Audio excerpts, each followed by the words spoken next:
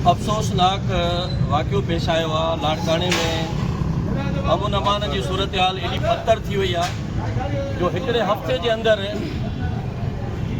ॿिनि खां वधीक इंसानी जानियूं ज़ाया थियूं आहिनि। हींअर मां कड़ी ख़ुदाबख़्श मां अचां थो, उते हिकिड़ो जमियत उलमा इस्लाम जो कारकुन ॾोहारनि जे हथां फुर जे वारदात जो दौरान शहीद थी वियो, ग़ुलाम नबी लगारी। ऐं हिते हींअर असांजे जमात सां जमियत उलमा इस्लाम सां वाबस्ता हिकिड़ो अब्दुल कुदूस नाले असांजो कारकुन जेको राति अब्दुल कुदूस नाले जो जेको राति लाड़काणे जे ॿाहिरां रतोजोरो रोड ते उहो फुर जे दौरान फौरन जे हथां मुज़ाहमत दौरान शहीद थी वियो, उते ज़ख़्मी थियो। हिते ड्रामा सेंटर में हिन वक़्तु वीचारो उहो फोत थी वियो आहे। लाड़काणे जी अमन अमान जी सूरत हाल इंतिहाई हसास ऐं तशवीशनाक ऐं ॻणतीअ जोगी बणिजी वई आहे। हिते को बि माण्हू पाण खे महफ़ूज़ नथो सम्झे। वापारी, मज़दूर, ताजिर रोडनि ते, रस्तनि ते, बाज़ारनि में जिते किथे ग़ैर महफ़ूज़ लॻा पिया आहिनि। मां सिंध हुकूमत खां पुछणु चाहियां थो, IG सिंध खां पुछणु चाहियां थो त लाड़काणो शहीदनि जो शहर सॼो वेंदो आहे। लाड़काणे पाकिस्तान खे 2 वज़ीर आज़म ॾिना। अॼु गड़ी ख़ुदाबख़्श में हिकिड़ो माण्हू फौरन जे हथों शहीद थियो आहे। वॾी अॻ में असांजे ई जमात सां वाबस्ता, कोरे जो दाद सां वाबस्ता 2 दोस्त वीचारा गोलियुनि जो बख बणिजी ज़ख़्मी थिया।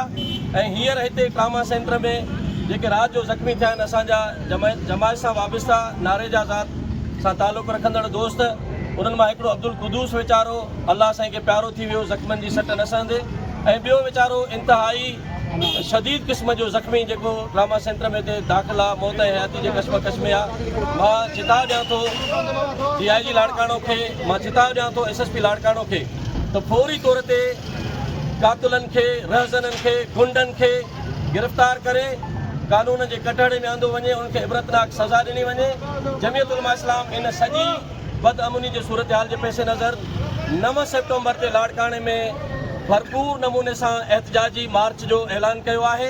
जेसीं ताईं लाड़काणे जे माण्हुनि खे अमन प्रोवाइड न थींदो, जेसीं ताईं मरहूम अब्दुल कुदूस नारे जे जा कातिल गिरफ़्तार थी कैफ़रे किरदार ते न पहुचंदा, जेसीं ताईं शहीद ग़ुलाम नबी लगारी जा कातिल गिरफ़्तार थी ऐं कैफ़रे किरदार ते न पहुचंदा, जमियत उलमा इस्लाम लाड़काणे जे समूरनि स्टेक होल्डरनि सां गॾिजी करे, सिविल सोसाइटी सां गॾिजी करे, लाड़काणे जे शहरनि सां गॾिजी करे सरापा एहतजाज रहंदी। ऐं इंशाअल्लाह ताला जेकॾहिं हितां जो SSP ऐं DIG अमन बहाल नथा करे सघनि त उन्हनि खे कुर्सीअ ते वेहण जो हक़ नथा ॾेई सघूं। असां कंहिं सूरत में जवाब ॾियो, जवाब ॾियो।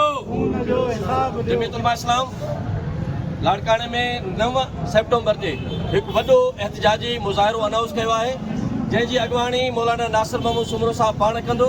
ऐं इंशाअल्लाह ताला जेसीं ताईं लाड़काणे जो अमन बहाल थियण जी ज़मानत न मिलंदी, जेसीं ताईं असांजा जेके साथी शहीद थिया आहिनि उन्हनि जा कातिल गिरफ़्तार न थींदा, तेसीं ताईं असां पंहिंजे एहतजाज जो दाइरो वधाईंदासीं, बल्कि एहतजाज ख़तमु न कंदासीं।